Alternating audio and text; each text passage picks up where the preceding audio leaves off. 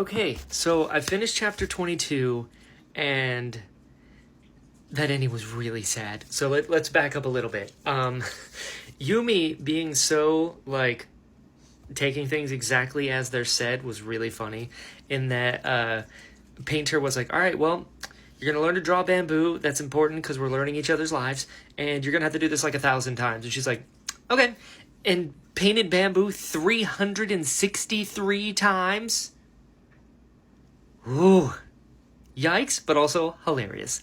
Design was able to, like, lengthen their sort of, like, spiritual tether, which is interesting. Very interesting. I keep forgetting that that's a thing. Like, they couldn't be more than, like, 10 feet away from each other, which would be very inconvenient.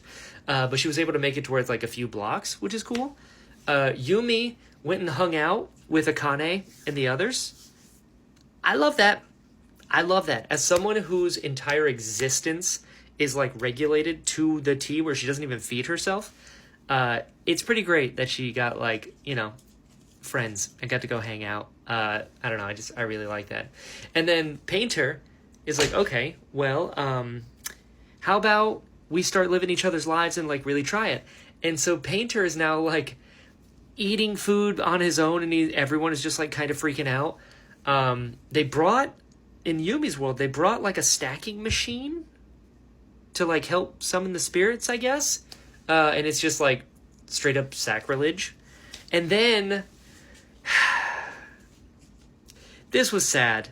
Huanji said that he was talking about, like, other Yokihijos, and I guess there are, like, 14 of them currently, and 12 of the 14, they get days off, they retire, they get to do whatever they want. Damn. That sucks to learn that, like, you didn't have to live this way, and she's lived this way for her entire life. Damn. But it was also mentioned that even the ones that, like, aren't super regulated, they were able to do, like, 5 or 6 up to, like, 10, spirits. And Yumi did, like, an average of, like, 12. But the last time she did it, she did 37, which is crazy. So now I'm wondering why was hers so overpowered? Was it because...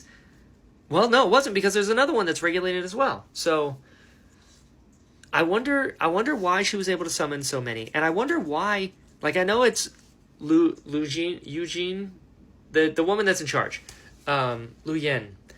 She is, like, the person doing all of this. This was her idea. This is why it's so regulated. The fact that she is doing this, why? Is it just because she's, like, a slave to tradition and that's, like, her thing? But then why subject Yumi to it? Like, why is Yumi so regulated?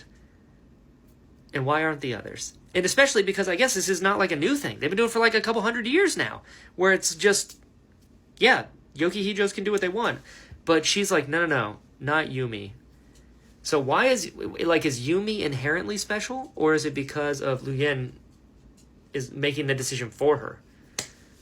I don't know. But that was sad. Basically, her whole world crumbles and be like, hey, you can't even feed yourself? Well, you didn't have to live this way this whole time. Like, that's rough. That's rough. Poor girl. But we'll see what happens next.